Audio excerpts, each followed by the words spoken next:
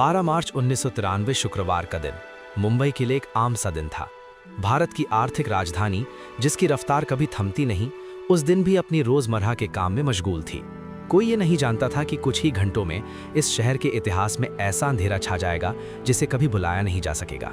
South Bombay की दलाल street, जहां 29 मंजिला बॉम्बे स्टॉक एक्सचेंज खड़ा है, सुबह से ही हलचल में थी।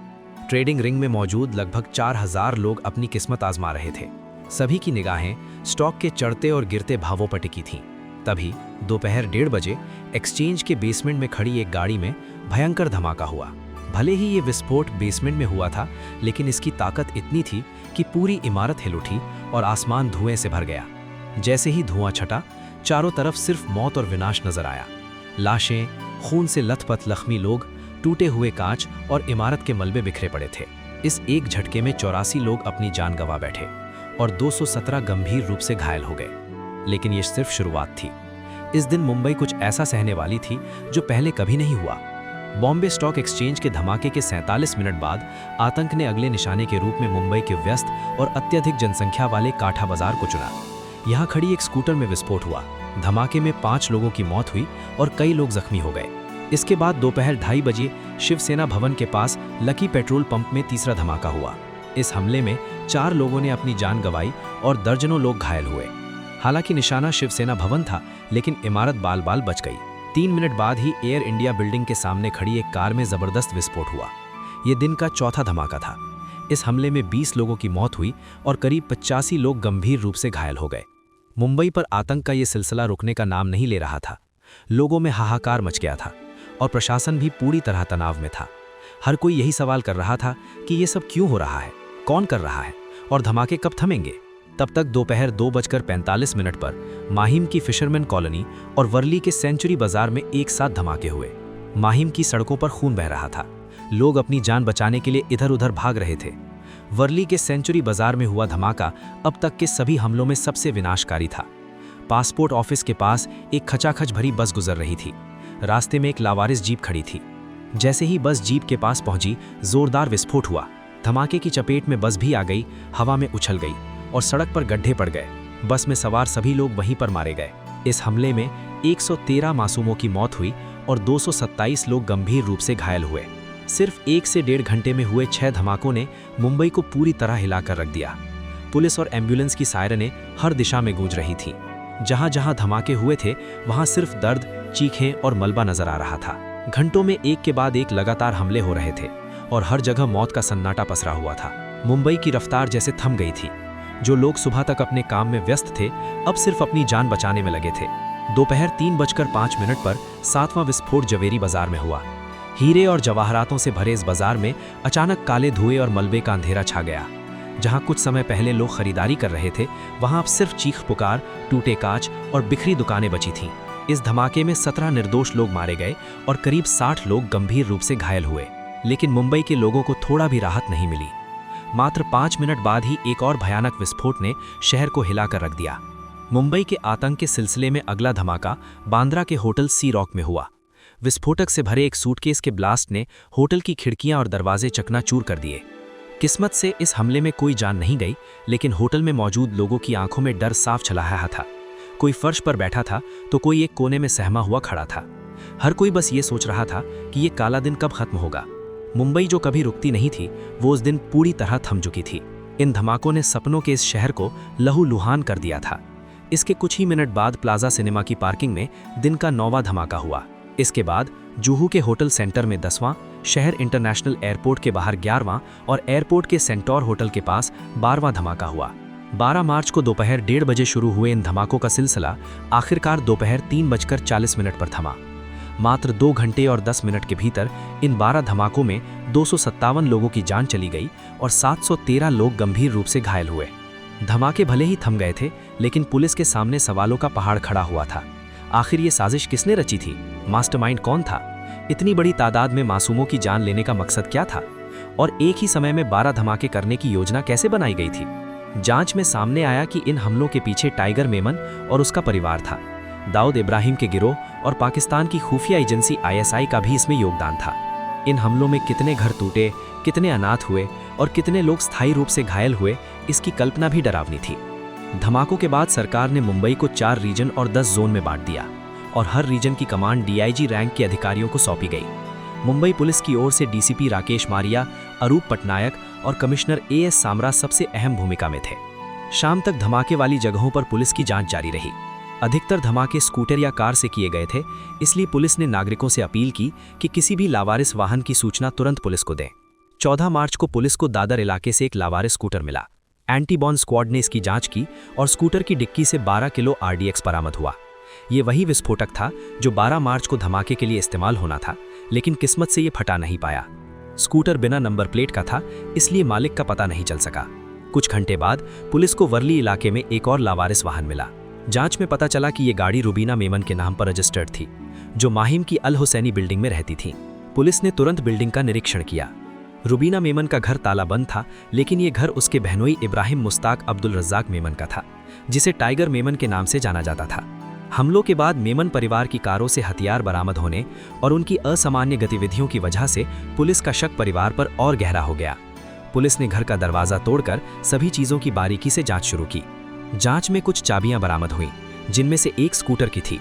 जैसे ही चाबी को स्कूटर में लगाया गया, पुलिस का शक यकीन में बदल गया।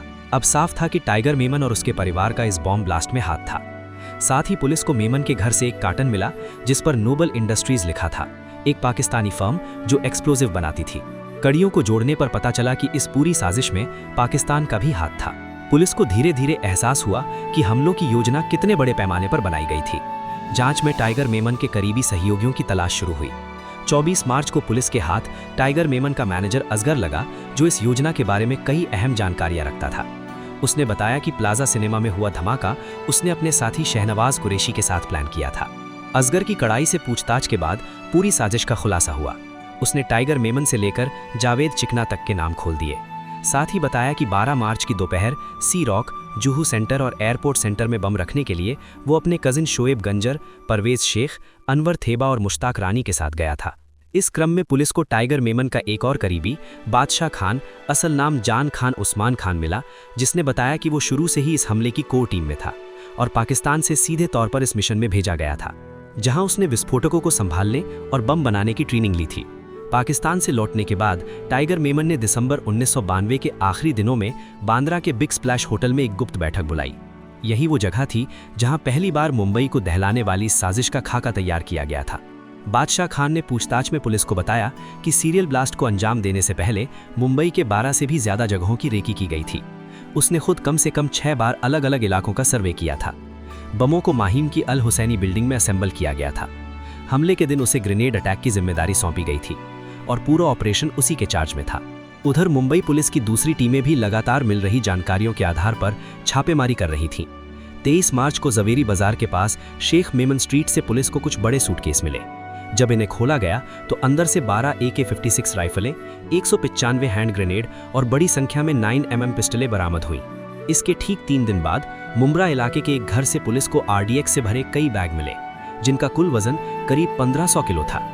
लेकिन यह सिलसिला यहीं नहीं रुका। इसके बाद नांगला बंदर इलाके से भी RDX से भरी बोरियां बरामद हुईं, जिनका कुल वजन करीब 2000 किलो था। इतनी भारी मात्रा में RDX देखकर पूरे पुलिस महकमे में हड़कंप मच गया। इससे पहले भारत में कभी इतनी बड़ी मात्रा में विस्फोटक बरामद नहीं हुआ था। अधिकारियों के मुताबिक अगर ये विस्फोटक इस्तेमाल कर लिया जाता तो इसके नतीजे 12 मार्च के धमाकों से भी कहीं ज्यादा विनाशकारी होते। जांच जैसे जैसे आगे बढ़ी, पुलिस ने इस केस से जुड़े कई आरोपियों को गिरफ्तार किया। पूछताछ में साफ हो गया कि इस पूरी साजिश में पाकिस्तान और उसकी खुफिया एजेंसी ISI का बड़ा योगदान था। सारा RDX पाकिस्तान से ही लाया गया था। लेकिन सबसे बड़ा सवाल ये था कि इतनी बड़ी मात्रा में विस्फोटक पाकिस्तान से मुंबई तक कैसे पहुंचा। इस सवाल के जवाब की तलाश में पुलिस ने कस्टम विभाग के कई अधिकारियों से पूछताछ शुरू की। इसी दौरान पुलिस ने इब्राहिम उर्फ बाबा मूसा चौहान को गिरफ्तार किया। बाबा चौहान हथियारों की सप्लाई और डिस्ट्रीब्यूशन का काम संभालता था। पूछताछ में उसने कबूल किया कि इस साजिश में सिर्फ टाइगर मेमन और ISI ही नहीं, बल्कि अंडरवर्ल्ड डॉन दाऊद इब्राहिम, उसका भाई अनीस इब्राहिम और उसका करीबी अबू सलेम भी शामिल थे। यही नहीं, बाबा चौहान ने 2 फिल्म प्रोड्यूसर्स समीर हिंगोरा और हनीफ कड़ावाला का भी नाम लिया। जब पुलिस ने इन दोनों से पूछताछ की तो उन्होंने तंज कसते हुए कहा, आप लोग छोटे लोगों को पकड़ते हैं, बड़े लोगों को क्यों नहीं पकड़ते। पुलिस ने जब उनसे पूछा कि वो किसकी बात कर रहे हैं तो उन्होंने एक नाम लिया, संजू बाबा। पहले तो पुलिस को यकीन नहीं हुआ, लेकिन जब दोबारा पूछा गया तो उन्होंने साफ शब्दों में बॉलीवुड अभिनेता संजय दत्त का नाम लिया। ये खबर बाहर आते ही देश भर में सनसनी फैल गई। उस वक्त संजय दत्त मॉरिशस में एक फिल्म की शूटिंग कर रहे थे। जांच की खबर उन तक भी पहुंच चुकी थी। संजय दत्त और उनके पिता सुनील दत्त ने पुलिस को भरोसा दिलाया कि वे हर तरह से सहयोग करेंगे। 19 अप्रैल को जैसे ही संजय दत्त भारत लौटे, मुंबई एयरपोर्ट पर ही पुलिस ने उन्हें हिरासत में ले लिया। डीसीपी राकेश मारिया ने खुद उनसे पूछताछ की। शुरुआत में संजय दत्त यही कहते रहे कि उन्होंने कुछ भी गलत नहीं किया है। लगातार जांच और तनाव के बीच राकेश मारिया का सब्र जवाब दे गया। 1 महीने से ज्यादा वक्त से इस केस को सुलझाने में लगे मारिया गुस्से में आ गए। उन्होंने संजय दत्त को एक जोरदार थप्पड़ मार दिया। पहले से डरे हुए संजय दत्त टूट गए और रोने लगे। इसके बाद उन्होंने पूरी सच्चाई कबूल कर ली। उन्होंने बताया कि अनीस इब्राहिम के कहने पर हमले से कुछ दिन पहले उनके पास राइफलें, ग्रेनेड और पिस्टल भेजी गई थीं। हथियारों की भारी मात्रा देखकर वो घबरा गए थे। उन्होंने कुछ हथियार अपने पास रखे और बाकी लौटा दिए। जब उनसे पूछा गया कि बचे हुए हथियार अब कहाँ हैं, तो संजय दत्त ने बताया कि डर के मारे उन्होंने बाद में अपने कुछ करीबी दोस्तों की मदद से उन हथियारों को नष्ट करवा दिया था। इस तरह मुंबई पुलिस की जांच में धीरे धीरे सारे राज सामने आ चुके थे। इस हमले के मास्टरमाइंड के रूप में टाइगर मेमन, दाऊद इब्राहिम और पाकिस्तान की खुफिया एजेंसी ISI का नाम साफ तौर पर उभरकर सामने आ चुका था। लेकिन इसी बीच मुंबई में एक और तूफान उठ रहा था, राजनीतिक तूफान। दरअसल 12 मार्च 1993 को जिन 12 जगहों पर धमाके हुए थे, वे सभी इलाके हिंदू बहुल क्षेत्र थे। ऐसे हालात में तत्कालीन महाराष्ट्र के मुख्यमंत्री शरद पवार के सामने सबसे बड़ी चुनौती ये थी कि कहीं ये त्रासदी सांप्रदायिक आग में न बदल जाए। उन्हें डर था कि अगर ये धारणा बन गई कि सभी धमाके एक ही समुदाय बहुल इलाकों में हुए हैं, तो मुंबई फिर से दंगों की चपेट में आ सकती है। इसी आशंका के चलते उन्होंने सार्वजनिक रूप से ये घोषणा की कि धमाके 12 नहीं बल्कि 13 जगहों पर हुए हैं। इस कथित 13वें विस्फोट के रूप में एक मुस्लिम बहुल इलाके का नाम भी जोड़ा गया। इसके साथ ही शुरुआती दिनों में धमाकों की जिम्मेदारी LTTE पर डालने की कोशिश भी की गई, लेकिन पुलिस की जांच बहुत आगे निकल चुकी थी।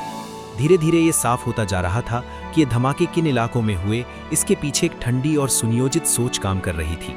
और इस सोच के केंद्र में थे टाइगर मेमन, दाऊद इब्राहिम और पाकिस्तान की खुफिया एजेंसी ISI। जांच में ये भी सामने आया कि आखिर क्यों 12 के 12 धमाके हिंदू बहुल इलाकों में ही किए गए थे। इसकी जड़ें 6 दिसंबर 1992 तक जाती थीं। उसी दिन अयोध्या में बाबरी मस्जिद का विवादित ढांचा गिरा दिया गया था। इस घटना ने देश भर में गहरा आक्रोश पैदा कर दिया, खासतौर पर मुस्लिम समुदाय के भीतर। इसके बाद देश के कई हिस्सों में हिंदू मुस्लिम दंगे भड़क उठे। बॉम्बे भी इस आग से अछूता नहीं रहा। दिसंबर 1992 से जनवरी 1993 के बीच शहर की गलियां खून से रंग गईं। घर जलाए गए, दुकानें लूटी गईं और हिंदू मुस्लिम समुदायों के बीच की खाई और गहरी हो गई। इन दंगों में दोनों तरफ से सैकड़ों लोग मारे गए। इन्हीं दंगों के दौरान दंगाइयों ने टाइगर मेमन की कंपनी तिजारत इंटरनेशनल के ऑफिस को भी आग के हवाले कर दिया। बाबरी ढांचे के गिरने से पहले ही उसके भीतर गुस्सा भरा हुआ था, लेकिन अपने कारोबार को जलते हुए देखकर उसका आक्रोश चरम पर पहुंच गया। उसी वक्त उसने तय कर लिया कि वो इसका बदला पूरी मुंबई को दहला कर लेगा। इसके लिए उसने संपर्क किया अंडरवर्ल्ड डॉन दाऊद इब्राहिम से, जो तब तक भारत छोड़कर दुबई में शिफ्ट हो चुका था और वहां से अपना साम्राज्य चला रहा था। दाऊद भी बाबरी मस्जिद गिराए जाने और उसके बाद हुए दंगों में मारे गए मुसलमानों का बदला लेना चाहता था। उधर पाकिस्तान की खुफिया एजेंसी ISI भारत में बने इस हालात को एक सुनहरे मौके के तौर पर देख रही थी। उस समय ISI का प्रमुख जावेद नासिर था, जिसका नाम तबलीगी जमात से भी जोड़ा जाता रहा है। उसके लिए भारत को अंदर से चोट पहुंचाने का ये सबसे मुफीद वक्त था। इसके बाद मुलाकातों का सिलसिला शुरू हुआ। टाइगर मेमन दुबई में तौफीक जलियावाला, दाऊद के भाई अनीस इब्राहिम, मुस्तफ़ा डोसा, ISI से जुड़े लोगों और कुछ अरब अमीरों से मिला। इन बैठकों में तय किया गया कि हमला ऐसा होना चाहिए जिसकी गूंज पूरी दुनिया में सुनाई दे। क्योंकि मुंबई की स्मगलिंग रैकेट पर उसकी गहरी पकड़ थी, इसलिए पाकिस्तान से हथियारों को भारत लाने की जिम्मेदारी उसी को सौंपी गई। फंडिंग और हथियारों के इंतजाम का काम कराची आधारित ड्रग ट्रैफिकर तौफीक जलियावाला को दिया गया। फिर तय हुआ कि हमला एक ही दिन एक ही समय पर किया जाएगा, ताकि ज्यादा से ज्यादा लोग मारे जाएं और पूरा शहर अराजकता में डूब जाए। इतनी बड़ी साजिश के लिए पैसों का विशाल लेन देन जरूरी था। इसी वजह से टाइगर मेमन ने अपने भाई याकूब मेमन को भी इस प्लान में शामिल किया। याकूब पेशे से चार्टर्ड अकाउंटेंट था। उसके परिवार के नाम पर बांद्रा के HSBC बैंक में 4 NRI अकाउंट्स थे, जिनका पूरा कंट्रोल उसी के पास था। इसके अलावा डेवलपमेंट कॉरपोरेशन बैंक में तिजारत इंटरनेशनल के खाते भी थे, जिनके जरिए भारी रकम इधर उधर की गई। जनवरी 1993 में आईएसआई ने पाकिस्तान से आरडीएक्स, राइफलें और ग्रेनेड भारत भेजने शुरू किए। पहला कंसाइनमेंट गुजरात पहुंचा, जिसे मुंबई तक लाने की जिम्मेदारी अंडरवर्ल्ड ऑपरेटिव अबू सलेम को दी गई। इसके बाद 2 फरवरी से 8 फरवरी के बीच हथियारों के 2 और कंसाइनमेंट भारत पहुंचे। ये कंसाइनमेंट महाराष्ट्र के रायगढ़ जिले के शिखाड़ी इलाके में उतारे गए। इस बार इन्हें मुंबई लाने खुद टाइगर मेमन गया। स्मगलिंग के धंधे के चलते उसकी स्थानीय कस्टम अधिकारियों से पहले से पहचान थी। रिश्वत के दम पर उसने आरडीएक्स, डिटोनेटर, हैंड ग्रेनेड और हथियारों को गाड़ियों में भरवाकर मुंबई पहुंचा दिया। बाद में इन हथियारों को अलग अलग जगहों पर छिपा दिया गया। इसके बाद टाइगर मेमन ने अपने 19 सबसे भरोसेमंद लोगों की एक टीम बनाई। फरवरी 1993 में इन लोगों को 3 बैचेज में ट्रेनिंग के लिए पाकिस्तान भेजा गया। पहले सभी को दुबई ले जाया गया, फिर वहां से कराची। यहाँ करीब 12 दिनों तक उन्हें हथियार चलाने, गाड़ियों में विस्फोटक फिट करने और ग्रेनेड फेंकने की सख्त ट्रेनिंग दी गई। ट्रेनिंग पूरी होने के बाद 4 मार्च को सभी लोग मुंबई लौट आए। इसके बाद कई दिनों तक शहर की प्रमुख और भीड़भाड़ वाली जगहों की रैकी की गई और हमले के लिए फाइनल लिस्ट तैयार की गई। लेकिन तभी एक ऐसी घटना हुई जिसने पूरी साजिश को बेनकाब करने का खतरा पैदा कर दिया। टाइगर मेमन का एक आदमी गुल मोहम्मद उर्फ गुल्लू पाकिस्तान से लौटने के बाद से ही डरा हुआ था। उसका मन बदल चुका था। उसे डर था कि अगर वो धमाकों में शामिल हुआ तो इसका खामियाजा उसके परिवार को भुगतना पड़ेगा। कुछ महीने पहले हुए दंगों में उसका नाम पहले ही पुलिस की फाइलों में दर्ज था। इसी डर और पछतावी के चलते 9 मार्च को वो खुद मुंबई पुलिस के सामने पेश हो गया। उसने पाकिस्तान में ट्रेनिंग से लेकर मुंबई में कहां-कहां धमाके होने वाले थे, पूरी साजिश पुलिस के सामने खोल कर रख दी। गुल मोहम्मद आलिया ने मुंबई पुलिस को सब कुछ बता दिया था, पाकिस्तान में मिली ट्रेनिंग से लेकर मुंबई में होने वाले बम धमाकों की पूरी योजना तक। लेकिन मुंबई पुलिस ने उसकी बातों पर भरोसा नहीं किया। अधिकारियों को लगा कि वो डर के मारे मनगढ़ंत कहानियां गढ़ रहा है। इसी वजह से पुलिस ने इस सूचना पर कोई ठोस कार्यवाही नहीं की। इधर जैसे ही गुल मोहम्मद की गिरफ्तारी की खबर टाइगर मेमन तक पहुंची, वो बुरी तरह घबरा गया। दरअसल टाइगर का शुरुआती प्लान था कि यह हमला छत्रपति शिवाजी महाराज की जयंती यानी अप्रैल 1993 में किया जाए। उस दिन हिंदू बहुल इलाकों में भारी भीड़ होती और जान माल का नुकसान कहीं ज्यादा होता। लेकिन जयंती में अभी पूरा 1 महीना बाकी था। टाइगर को डर था कि अगर उसने इतना इंतजार किया तो पुलिस किसी भी वक्त उसके नेटवर्क तक पहुंच सकती है। गुल मोहम्मद की गिरफ्तारी ने उसकी बेचैनी और बढ़ा दी। घबराहट में उसने तुरंत अपने पूरे परिवार को दुबई भेज दिया। इसके बाद उसने अपने घर पर अपने सहयोगियों की एक गुप्त बैठक बुलाई। यहीं ये तय हुआ कि मुंबई को दहलाने की तारीख 12 मार्च 1993 होगी। समय बेहद कम था। सारी तैयारियां जल्दबाजी में पूरी की गईं। छिपाकर रखे गए आरडीएक्स को बाहर निकाला गया और बम तैयार किए गए। 12 मार्च 1993 की दोपहर मुंबई के अलग अलग हिस्सों में एक के बाद एक धमाके होने लगे। महज 2 घंटे 10 मिनट के भीतर मुंबई 12 जोरदार धमाकों से थर्रा उठी। पुलिस द्वारा गुल मोहम्मद की चेतावनी को नजरअंदाज करना मुंबई के लोगों पर भारी पड़ा। इस हमले में 257 निर्दोष लोगों की जान चली गई। लेकिन टाइगर मेमन, दाऊद इब्राहिम और आईएसआई की साजिश यहीं खत्म नहीं होती। आईएसआई ने सिर्फ टारगेट तय करने, फंडिंग और ट्रेनिंग देने तक ही मदद नहीं की थी, बल्कि एक और भी ज्यादा खतरनाक फेज 2 की योजना तैयार थी। इस दूसरे चरण में प्लान था कि बम धमाकों के बाद हथियारबंद गैंगस्टर्स मंत्रालय, शिवसेना भवन और बीएनसी हेडक्वार्टर जैसे संवेदनशील ठिकानों में घुसकर सरकारी अफसरों और बड़े नेताओं की हत्या करेंगे। आईएसआई ने दाऊद की डी कंपनी के स्मगलिंग नेटवर्क का इस्तेमाल कर भारत में पहुंचाए थे। बड़ी संख्या में rifles, 40,000 round ammunition, 450 hand grenade. लेकिन ये फेज 2 तब फेल हो गया जब बम धमाकों के बाद टाइगर मेमन के प्रशिक्षित गुंडे घबरा गए। पकड़े जाने के डर से कई लोग शहर छोड़कर भाग निकले। इसके बाद मुंबई पुलिस ने जी तोड़ मेहनत शुरू की। 4 नवंबर 1993 को मुंबई पुलिस ने 10,000 पन्नों की प्राइमरी चार्जशीट दाखिल की, जिसमें 189 लोगों को आरोपी बनाया गया। 15 दिन बाद इस केस को और गहराई से जांच के लिए सीबीआई को सौंप दिया गया। करीब 1.5 साल की सीबीआई जांच के बाद अप्रैल 1995 में टाडा कोर्ट ने 26 आरोपियों को निर्दोष मानते हुए केस से डिस्चार्ज कर दिया। इस दौरान 100 से ज्यादा लोग गिरफ्तार किए जा चुके थे। 1994 में टाइगर मेमन के छोटे भाई याकूब मेमन को काठमांडू एयरपोर्ट से गिरफ्तार किया गया। वो हमले के वक्त दुबई और फिर पाकिस्तान में छिपा हुआ था। इसके बाद अबू सलेम को भी पकड़ा गया, जो पुर्तगाल की जेल में बंद था। 2005 में पुर्तगाल सरकार ने उसे इस शर्त पर भारत सौंपा कि उसे कभी फांसी की सजा नहीं दी जाएगी। इस तरह इस हमले में शामिल कई लोग तो पुलिस की पकड़ में आ गए, लेकिन 2 सबसे बड़े नाम टाइगर मेमन और दाऊद इब्राहिम सारी कोशिशों के बावजूद कानून की गिरफ्त से बाहर खुली हवा में सांस ले रहे हैं। जहां टाइगर मेमन विदेश के किसी कोने में छिप गया, वहीं दाऊद इब्राहिम मुंबई हमले के तुरंत बाद दुबई से पाकिस्तान भाग गया और पाकिस्तान ने उसे भारत से बचाने में पूरी मदद की। सितंबर 2006, करीब 13 साल तक चले लंबे और कठिन ट्रायल के बाद आखिरकार टाडा कोर्ट ने अपना ऐतिहासिक फैसला सुनाया। टाडा कोर्ट के जज प्रमोद कोड़े ने इस केस में 100 आरोपियों को दोषी करार दिया। इनमें से 99 दोषियों को सजा सुनाई गई, जबकि एक आरोपी को प्रोबेशन ऑफ ऑफेंडर्स एक्ट के तहत रिहा कर दिया गया। कोर्ट ने 11 दोषियों को मौत की सजा सुनाई। इन 11 नामों में सबसे अहम नाम था याकूब मेमन। कोर्ट ने उसे इस पूरे हमले का मुख्य साजिशकर्ता माना। याकूब मेमन सहित सभी 11 दोषियों ने टाडा कोर्ट के इस फैसले को सुप्रीम कोर्ट में चुनौती दी। सुप्रीम कोर्ट ने मामले की दोबारा गहराई से सुनवाई की। आखिरकार कोर्ट ने याकूब मेमन की फांसी की सजा को बरकरार रखा, जबकि बाकी 10 दोषियों की डेथ पेनल्टी को उम्र कैद में बदल दिया। इस तरह याकूब मेमन को फांसी, 20 दोषियों को उम्र कैद और बाकी आरोपियों को 2 साल से लेकर 14 साल तक की सजा सुनाई गई। इस केस में बॉलीवुड अभिनेता संजय दत्त को भी अपने घर में अवैध हथियार रखने के जुर्म में 5 साल की सजा दी गई। संजय दत्त के दोस्त केरसी अदाजानिया, जिन्होंने उनके कहने पर हथियार नष्ट किए थे, उन्हें पहले 2 साल की सजा सुनाई गई, जो बाद में घटाकर 1 साल कर दी गई।